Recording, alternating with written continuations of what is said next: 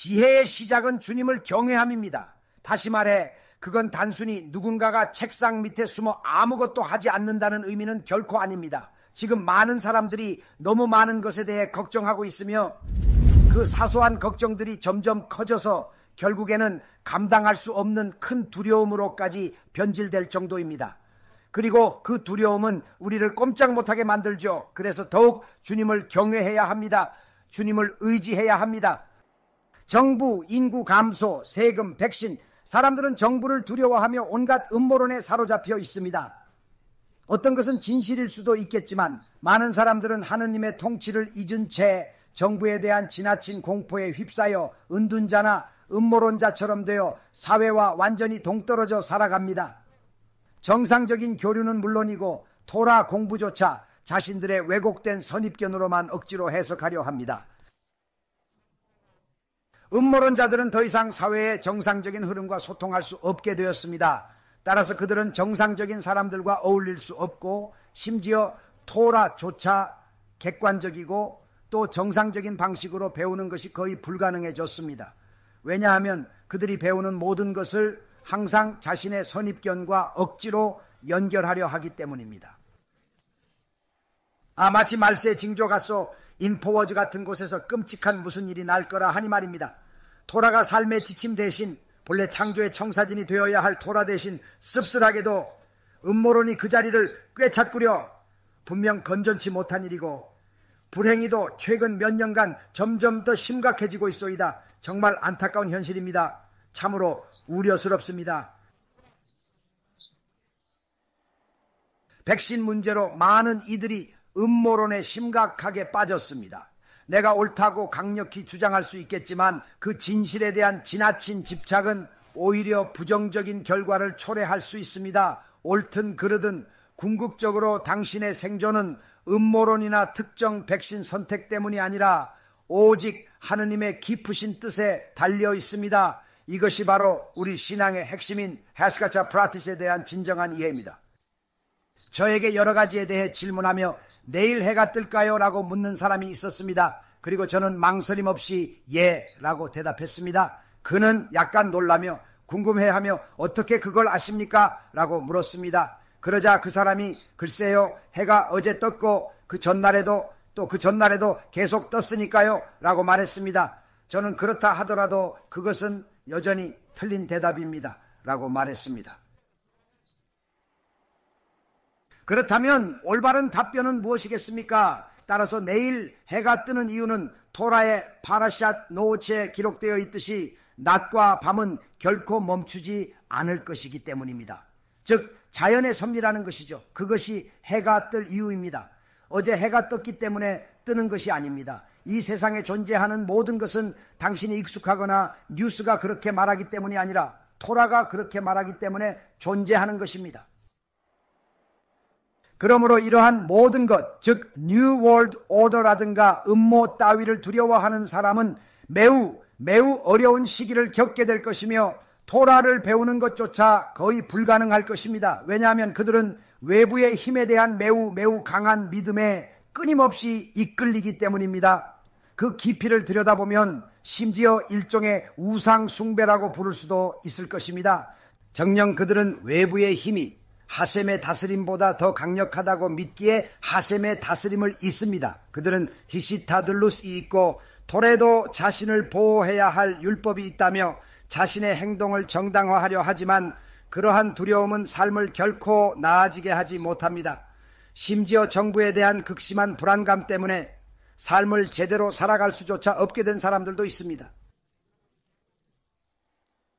타인에 대한 불안이 큰 사람들은 주변 모두가 자신을 해치려 한다고 여겨 직장, 연애, 우정관계를 유지 못한다. 왜일까? 끊임없이 의심하는 것이다. 왜 전화했지? 무슨 속셈이지? 왜 그랬을까? 함정인가? 왜 원하지? 모든 것을 의심하며 불안과 두려움에 휩싸인다. 왜 그렇게 말할까? 무슨 의도일까?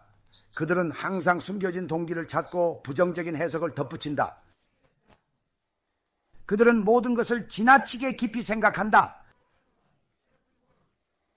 안타깝게도 불안감은 만연하여 삶을 파괴합니다. 어떤 사람들은 음식에 대한 불안이 심합니다. 그들은 자신이 준비하는 요리가 충분치 않거나 먹는 사람이 진정으로 마음속으로 기뻐하지 않을까 끊임없이 걱정합니다.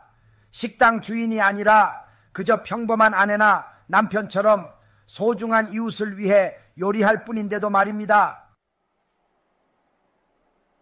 안타깝게도 불안감은 점점 더 심화되어 삶을 파괴합니다.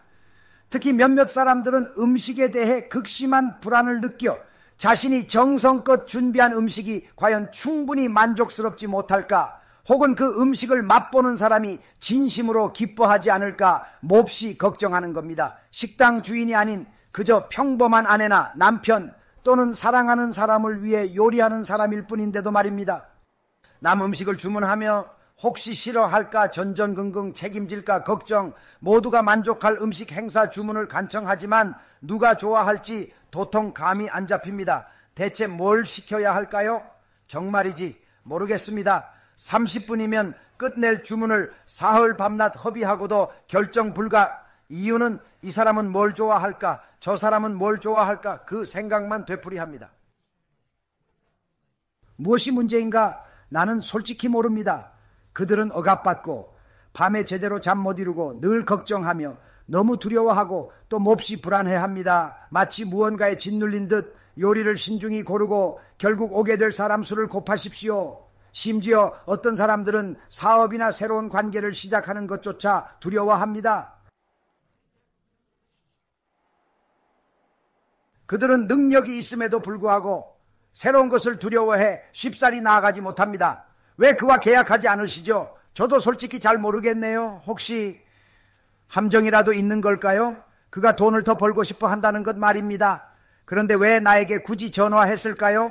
당신을 돈벌이 기회로 여기기 때문이죠. 결국 나로부터 돈을 벌려고 하는 거군요. 사업의 핵심은 그가 당신을 함정에 빠뜨리려는 것이 아니라 오로지 돈 때문입니다. 당신과 그 모두 계약서를 꼼꼼히 읽고 최종적으로 동의한다면 모든 것은 끝나는 겁니다. 혹시라도 문제가 발생할 시에는 그 계약서 안에 명확히 명시되어 있습니다. 만약 그가 계약 조건에 동의하지 않는다면 어떻게 될까요? 그 점이 중요합니다. 이런 사람들을 보면 참 어떻게 살아가는지 정말 의아하다. 아침에는 누가 옷을 입혀줄까? 정말 안타깝게도 새로운 움직임, 새로운 시도, 그 모든 위험, 그리고 앞으로 나아감을 두려워하며 결국에는 안타깝게도 앞으로 나아가지 못하는 사람들이 분명히 있다. 참 안타까운 일이다. 정말 그렇다. 가장 심각한 두려움은 누군가가 문자 그대로 전화 통화를 놓칠까봐 스스로를 두려워하도록 프로그래밍하는 것입니다. 이는 사람들이 전화에 중독되어 스스로 만들어낸 두려움입니다. 전화벨이 울리면 그들이 무엇을 하고 있든 심지어 목욕을 하고 있을지라도 그들은 서둘러 욕실에서 뛰쳐나옵니다. 그리하여 그들은 욕실에서 뛰쳐나와 여보세요? 다시 전화드리겠습니다.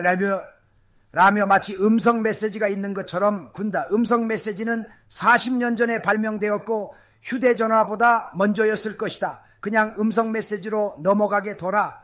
중요한 일이면 어쩌지? 걱정 마. 중요한 일이면 다시 전화하거나 메시지를 남길 거야. 응급 상황이면 어쩌냐고? 경찰도 아니고 구급차, 소방차도 아닙니다. 비상사태가 발생한다 해도 솔직히 말해서 당신은 실제로 도울 수 없죠. 사람들은 그저 전화 한 통 놓칠까봐 너무나 두려워하지만요.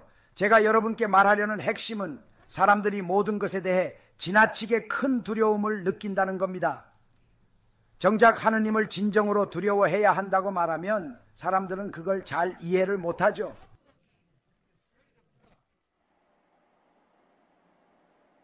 그분을 안 따르면 상상 이상의 엄청난 벌을 받게 될 겁니다. 그런데도 사람들은 쉽게 설마 그럴 리가라고 너무나 쉽게 생각하죠. 전화 오는 것, 또 New World Order, 심지어 온갖 잡다한 것들은 다 두려워하면서 왜 하셈만은 유일하게 그분만은 두려워하지 않는 걸까요? 왜 그런지 그 이유를 정말로 진정으로 아십니까? 사탄인 옛설하라는 다른 모든 것에 대한 당신의 두려움을 방해하지 않습니다. 실로 그는 당신이 다른 모든 것을 두려워하도록 돕고자 노력합니다. 당신이 다른 모든 것에 대한 두려움으로 바쁘게 만들면서 이는 당신의 목적을 달성하지 못하는 것과 같거나 심지어 이 세상에서의 당신의 목적에 반하는 것이기 때문입니다.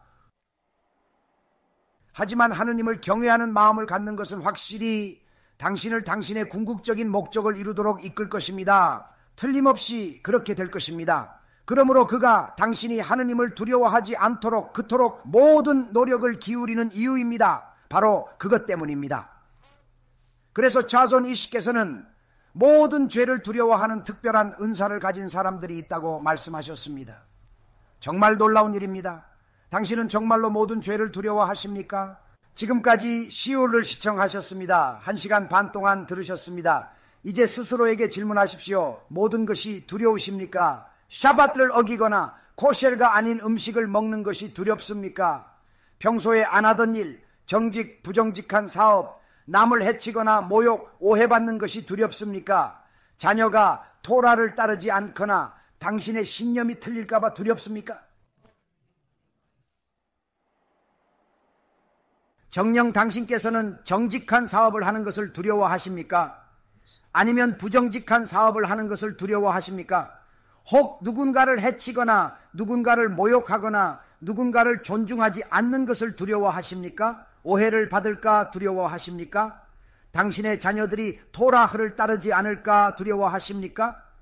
혹 당신의 믿음 중 하나가 진실이 아닐까 두려워하십니까? 혹여 이 세상에서 당신의 시간이 얼마 남지 않았을까 염려하십니까? 혹 죄를 짓고 그에 따른 벌을 두려워하십니까? 혹 어떤 일을 행하기 전에 그 결과에 대해 진정으로 심각하게 그리고 깊이 두려워하십니까? 왜냐하면 진실로 하셈을 두려워하는 자라면 그는 정기적으로 그 점에 대해 깊이 생각하고 자신을 돌아보며 반성해야 하기 때문입니다. 지혜의 시작은 주님을 경외함입니다. 하샤마임. 이것은 누군가가 책상 밑에 숨어 아무것도 하지 않는다는 의미가 아니라 오히려 주님의 보상과 처벌을 고려하는 사람을 의미합니다. 어떠한 결정이 저를 어디로 인도할 것인가? 모든 결정이 그렇습니다. 만약 제가 이 글을 쓰려고 한다면은 이 글은 보상의 범주에 속할 것인가? 아니면 처벌의 범주에 속할 것인가? 전화 응답이 보상일까? 형벌일까? 토라 학습에 몰두하고 있을 때 전화가 온다면 학습을 방해함으로 형벌이 될 수도 있습니다. 하지만 만약 그것이 명백한 생명의 위험과 관련된 전화라면 여해겠죠. 이처럼 전화 한 통으로도 수백만 가지 다양한 상황이 발생할 수 있습니다. 어쩌면 그들은 당신의 친구일 수도 있습니다. 그들은 수다 떨기를 몹시 좋아하며 남의 약혼, 사고, 심지어 간음, 영화 이야기 등 온갖 시시콜콜한 이야기를 당신에게 하려 들 겁니다. 남의 사생활 이야기는 보상이 아닌 오히려 형벌에 속하죠. 전화통화가 형벌일 가능성이 큰 이유도 토라에 대한 이야기가 아니라면 말이 많으면 많을수록 더욱 그렇기 때문입니다. 일반적으로 그들은 죄나 죄짓게 할 만한 것들을 이야기합니다. 어떤 장소가 보상으로 이끌까요? 벌로 이끌까요? 파티든 행사든 음식이든 세탁물이든 모든 것이 보상인가 벌인가? 하나님을 더 두려워할수록 모든 결정에 하나님을 모셔갈 것입니다. 우리는 OHR, 라고임이지 그릇된 관행을 따르도록 의도된 것이 아닙니다. 유대인은 유대인임을 기억하고 이교도 축제는 무해해 보여도 기념하지 맙시다. 세상 모든 민족에게 있어서 그릇된 관행을 따르는 것이 아닙니다. 모든 유대인은 자신이 유대인임을 그리고 유대인으로 존재함을 기억해야 합니다. 우리는 비유대인의 축일을 기념하지 않습니다. 비록 그것이 무해해 보일지라도 말입니다.